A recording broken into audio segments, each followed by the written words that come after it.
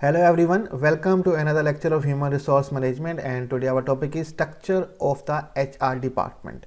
हम HR department, human resource department जो different organisation में होता है उसका स्ट्रक्चर देखेंगे, ढांचा देखेंगे कि वो किस तरह का होता है। बेसिकली ये जो टॉपिक है स्ट्रक्चर ऑफ HR डिपार्टमेंट, ये फंक्शंस ऑफ HR से बिल्कुल ताल्लुक़ रखता है कि जो डिपार्टमेंट हैं उनके अपने अपने फंक्शंस होंगे जो HR के फंक्शंस होते हैं। तो इसको ब्रीफली हम देख लेते हैं। Introduction. Responsibility for the 4 HRM functions of staffing, training and development, motivation and maintenance can be distributed in many different way in the organization. जो जिम्मेदारी है HRM के 4 फंक्शंस की, जो स्टाफिंग है हमारे पास, लोगों को रिक्रूट करना, सिलेक्ट करना, ट्रेनिंग एंड डेवलपमेंट है, जो लोग हम रिक्रूट और सिलेक्ट करेंगे उनकी तरबियत और उनकी बेहतरी लेके आना, मोटिवेशन इनकरेज करना, मेंटेनेंस उनके मामलात को मेंटेन करना। ये हर ऑर्गेनाइजेशन में डिफरेंट तरीके कार से डिस्ट्रीब्यूट किया जाता है इन चारों फंक्शंस को।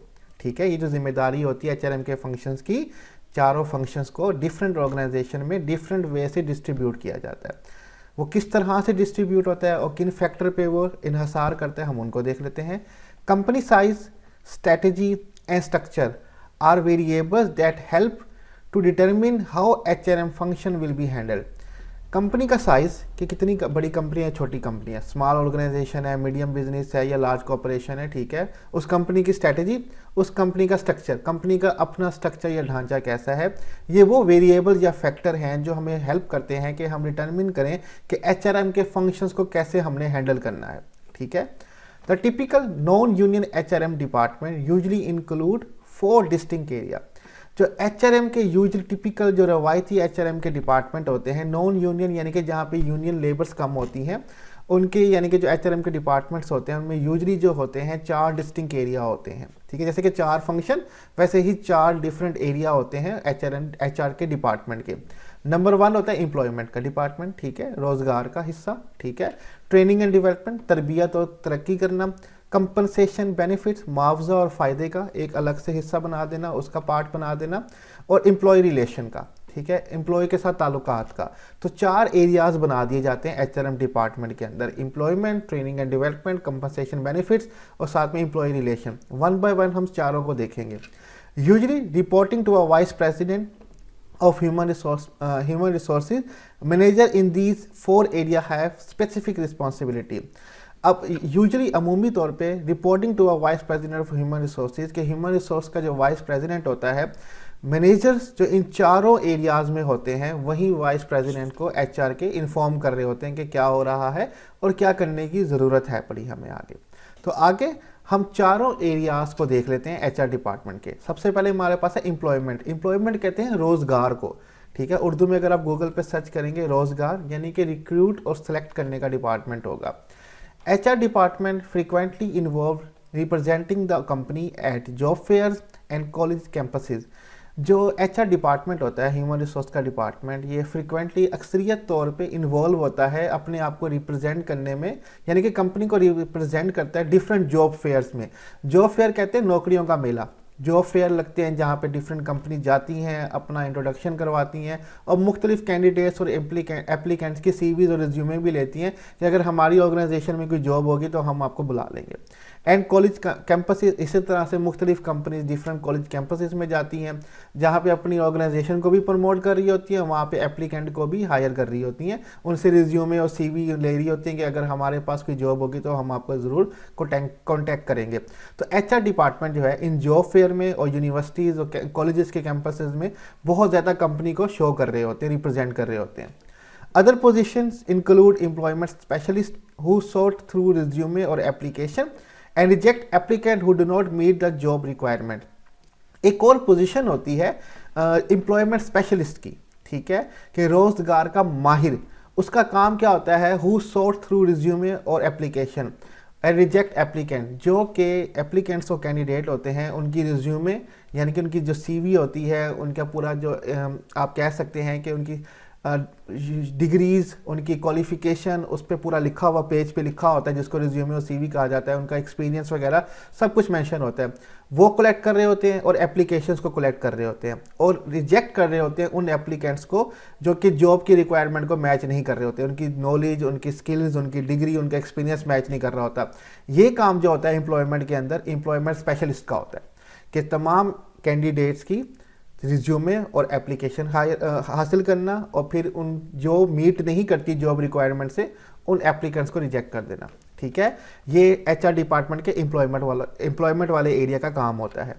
द रिमेनिंग एप्लीकेशन और resume are then typically forward to the line manager for review. The line manager may then instruct the employment specialist to interview and select the candidate. अब जो application बच जाती हैं, यानी कि जो रिजेक्ट नहीं हुई, जो रिज्यूमे, जो सीवी एप्लीकेंट्स की रिजेक्ट नहीं हुई, उनको टिपिकली रवायती तौर पे फॉरवर्ड कर दिया जाता है उस एरिया के लाइन मैनेजर को। एचआर डिपार्टमेंट के जो 4 एरिया हैं उस एरिया के लाइन मैनेजर को फॉरवर्ड कर दिया जाता है। लाइन मैनेजर वो मैनेजर होता है जो एम्प्लॉयज़ के साथ मिलकर काम कर रहा होता है। वो उन तमाम एप्लीकेशन का रिव्यू लेता है, फिर लाइन मैनेजर उन एप्लीकेशंस का रिव्यू लेने के बाद जो है, उन सीवीज़ का रिव्यू लेने के बाद इंस्ट्रक्ट करता है एम्प्लॉयमेंट स्पेशलिस्ट को कि अब आपने इन तमाम कैंडिडेट्स का इंटरव्यू ले लेना है। ठीक है, ये इस एरिया का सारी बातें बताई जा रही हैं आपको। ठीक है, जो एचआर डिपार्टमेंट का एरिया है एम्प्लॉयमेंट का, उसके बारे में। It is important to note that employment specialist role is not making hiring decision but to coordinate efforts with the line management. Once the line manager had selected a candidate, then employment specialists usually make the job offer and handles the routine paperwork associated with hiring an employee. अब एक बात बहुत important note करने की, ये आपके MCQs भी बन सकते हैं, आपके पेपर में भी आ सकता है। जो एम्प्लॉयमेंट स्पेशलिस्ट है उसका काम ये नहीं है कि वो हायरिंग डिसीजन करे कि इस कैंडिडेट को हायर करना है, इस कैंडिडेट को हायर नहीं करना, ये उसका डिसीजन नहीं है।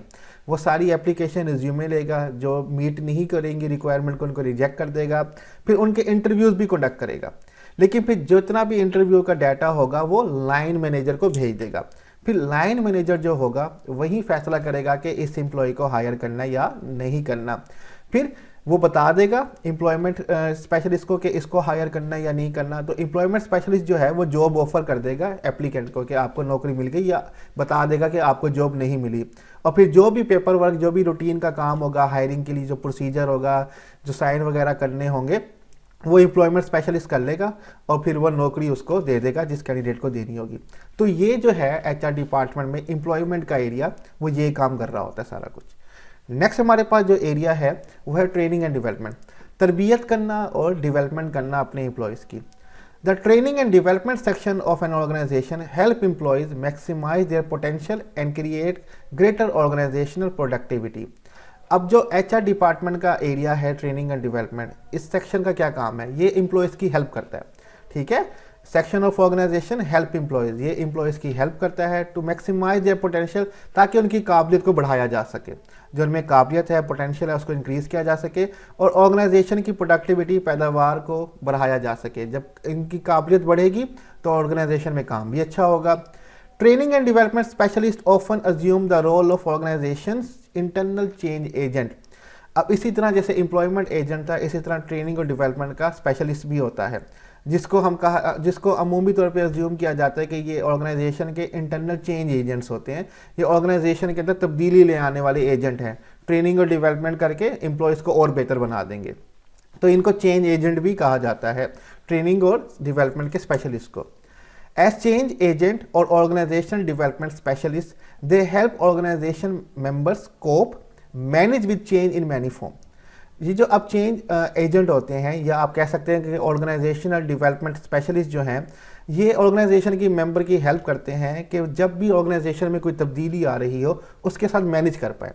इनको सही इन्फॉर्मेशन बताना, सही मालूमात देना, चीज़ों के बारे में बताना, नई टेक्नोलॉजी आ रही है वो सिखाना, ताकि वो जितनी भी चेंजिंग आ रही है उनके साथ कोप कर पाएँ, मैनेज कर पाएँ। ये काम होता है इनका। Some example of challenges in the dynamic environment that could trigger strategic changes in the organization are change in government regulation, mergers, economic factors such as price of oil or gas, or change in strategy by major competitor. अब कुछ मिसालें दी गई हैं कि तब्दीलियां जो आती हैं या चैलेंजेस जो होते हैं ऑर्गेनाइजेशन को फेस करने पड़ते हैं, जिसकी वजह से ऑर्गेनाइजेशन के अंदर हमें चेंजिंग लानी पड़ती है, उसकी स्ट्रेटेजिक चेंजिंग आती है, हिकमत अमली में चेंज करना पड़ता है, पॉलिसीज में चेंज करना पड़ता है। वो कौन से चैलेंजेस हैं वो हम पहले भी देख चुके हैं। वो चैलेंज है गवर्नमेंट रेगुलेशन, गवर्नमेंट के कानून में तब्दीली आ जाना। ठीक है, मिसाल के तौर पर ये कानून बन सकता है कि आपको इतनी एज के लोगों को भर्ती करना है, रिटायरमेंट की एज बढ़ा देना, पहले 60 ईयर थी अब 62 कर देना, तो आपको बुजुर्गों को ज़्यादा देर तक जॉब पे रखना पड़ेगा। डिफरेंट पॉलिसीज़ होती हैं, अब वो पॉलिसीज़ जो हैं वो चेंज होंगी, तो ये जो ट्रेनिंग और डेवलपमेंट के एजेंट होते हैं जिनको चेंज एजेंट कहा जाता है, ये एम्प्लॉय की मदद करेंगे उन सब चीज़ों में। मर्जर, अगर दो कंपनियां आपस में मिल रही हैं तो कुछ लोगों को निकाला जाता है, कुछ लोगों पे जिम्मेदारी ज़्यादा आती है, तो उनको मैनेज करना यही काम कर रहे होते हैं ट्रेनिंग और डेवलपमेंट वाले।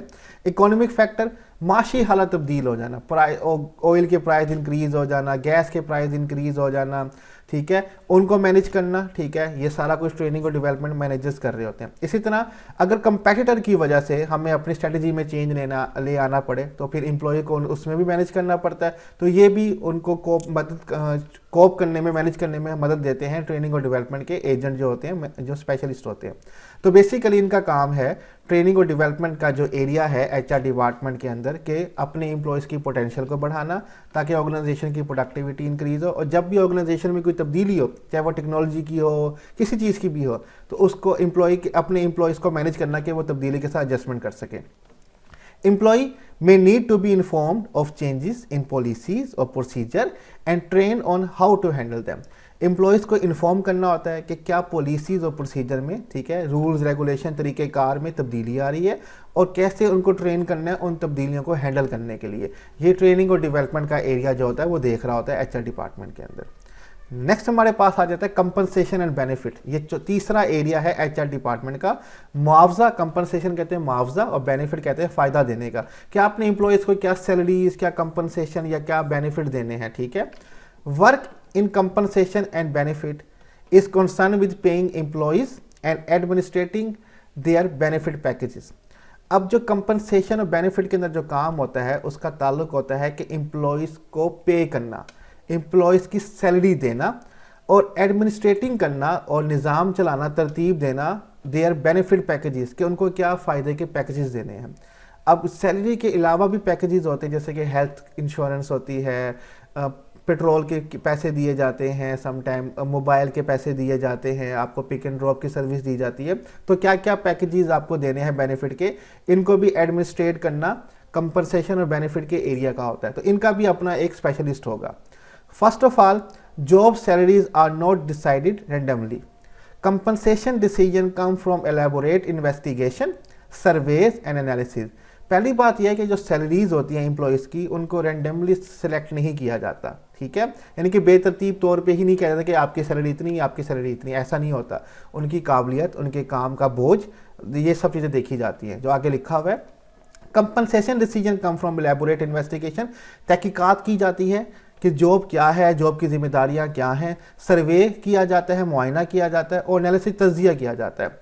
These investigations range from simple logical job ranking, i.e. the position of company president should pay more than the position of maintenance engineer, to extensive analysis.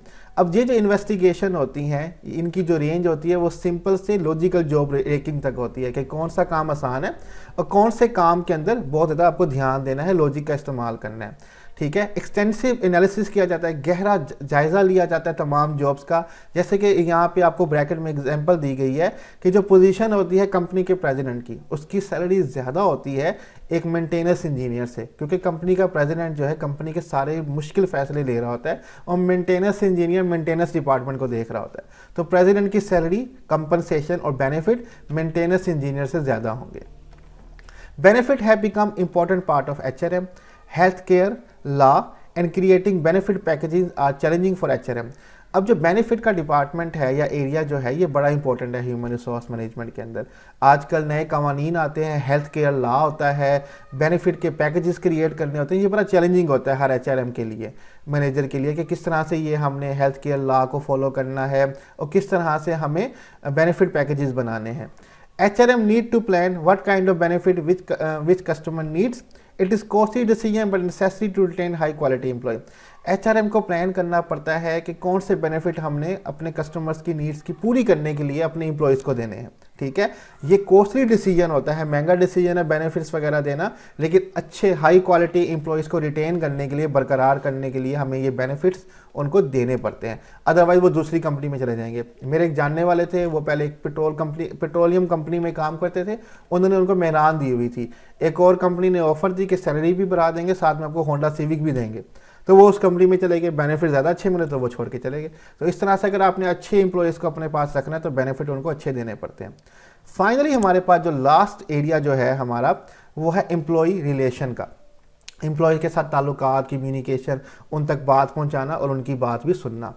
Activities in HRM concern with effective communication among organisational member या organisation member, ये वो सरगर्मियां हैं HRM के अंदर जिनका ताल्लुक है कि अपने ऑर्गेनाइजेशन मेंबर के साथ एक इफेक्टिव कम्युनिकेशन, राब्ता रखना है आपने। We should explain the difference between employ relation and labour relation. सबसे पहले हम डिफाइन करते हैं, एक्सप्लेन करते हैं कि फ़र्क क्या होता है एम्प्लॉय के साथ ताल्लुकात का और लेबर के साथ ताल्लुकात का। यूजुअली तौर पे एम्प्लॉय कहा जाता है जो ऑफिस के अंदर काम करते हैं, ठीक है, और लेबर कहा जाता है जो मजदूरी का काम करते हैं, प्रोडक्शन के अंदर काम कर रहे होते हैं। ठीक है, in a union environment many management practices are restricted by the labour agreement और the national labour relation board. अब एक यूनियन इन्वायरमेंट यानी कि एक ऐसा माहौल जहाँ पे लेबर हो, जहाँ पे लेबर यूनियंस हो, वहाँ पे मैनेजमेंट की जो प्रैक्टिसेस होती है उस पर रिस्ट्रिक्शन बहुत ज़्यादा होती हैं। ठीक है, क्योंकि उनको फॉलो करना पड़ता है लेबर एग्रीमेंट या नेशनल लेबर रिलेशन बोर्ड जो होता है, जो हुकूमत ने लेबर के लिए जो कि पॉलिसीज़ बनाई हुई होती हैं उनको फॉलो करना लाजमी होता है। तो इस डिपार्टमेंट के अंदर, इस एरिया के अंदर जो HRM वाले होते हैं वो रिस्ट्रिक्टेड होते हैं और अपने ज़्यादा फैसले नहीं थोप सकते। Non union employer have fever restriction when handling issues such as resolving conflict and disciplining employee। लेकिन अगर नॉन यूनियन एम्प्लॉयर होगा, यानी कि एक ऐसा एम्प्लॉयर है, मालिक है, जहाँ पे लेबर का काम इतना ज़्यादा नहीं है, जस्ट एम्प्लॉई हैं, ऑफिस का काम करते हैं, वहाँ पे उनके ऊपर रिस्ट्रिक्शन कम होती है गवर्नमेंट की तरफ से या एग्रीमेंट की तरफ से, तो वो जिस तरह से चाहें हैंडल कर सकते हैं जिस इशू को भी, चाहे वो कॉन्फ्लिक्ट, लड़ाई झगड़ा सुलझाना हो या कोई एम्प्लॉयज़ को डिसिप्लिनिंग ज़ाब्ता की कोई ट्रेनिंग देनी हो या कोई सज़ा देनी हो, तो वो उसमें वो कर सकते हैं। इसमें कोई लेबर यूनियन वाले इन्वॉल्व नहीं होते। Employee relations specialists involve a variety of everyday HR activities such as conducting employee recognition, resolving conflicts, enforcing policies and procedure, investigating complaints, handling disciplinary issue, maintaining the employee handbook and many others। अब जो employ relationship specialist होता है, इसके variety of task होते हैं HR activities के अंदर, जैसे कि कंडक्टिंग करना एम्प्लॉय रिकॉग्निशन। आप अक्सर जगह देखते होंगे एम्प्लॉय ऑफ द मंथ का बोर्ड लगा होता है, ठीक है, एम्प्लॉय ऑफ द ईयर का अवार्ड मिल रहा होता है, तो बेहतरीन एम्प्लॉय को रिकॉग्नाइज करना, उनको अवार्ड देना, ये भी एम्प्लॉय रिलेशन स्पेशलिस्ट का काम होता है। रिजॉल्विंग कॉन्फ्लिक्ट, लड़ाई झगड़ों को रिजॉल्व करना, कोई भी एम्प्लॉई के आपस में इशू है उनको ख़त्म करना। इन्फोर्सिंग पॉलिसीज़ एंड प्रोसीजर, जो नए कवानीन बनाए गए हैं, पॉलिसीज़ और प्रोसीजर बनाए गए हैं, उनको इम्प्लीमेंट करवाना। इन्वेस्टिगेटिंग कंप्लेंट, अगर किसी की शिकायत है उसकी इन्वेस्टिगेशन करना, ठीक है, उसकी तहकीक करना कि क्या इशू है। हैंडलिंग डिसिप्लिनरी इशू, किसी को कोई सज़ा देनी है कि वो रूल को फॉलो नहीं करता, उसको हैंडल करना। Maintaining the employee handbook and many other, और एम्प्लॉई की डेली की रूटीन यानी कि हैंडबुक क्या क्या वो करता है उसको मैनेज करना, और जितने भी बाकी काम है ये सारे एम्प्लॉई रिलेशन के एरिया के अंदर हो रहे होते हैं। तो बेसिकली ये सारा काम HR डिपार्टमेंट का होता है। उसके 4 एरिया हैं, employment, training and development, compensation benefit और एम्प्लॉय रिलेशनशिप। डिस्कशन हमने डिटेल में कर ली, जबकि हमने ब्रीफली करनी थी, स्लाइड्स लेंथी थी। स्लाइड्स का लिंक डिस्क्रिप्शन में होगा, आप वहाँ से डाउनलोड कर सकते हैं। और कोई भी क्वेश्चन हो टॉपिक से रिलेटेड आप कमेंट में हमसे पूछ सकते हैं। अपना ख्याल रखिएगा, खुदा हाफिज़।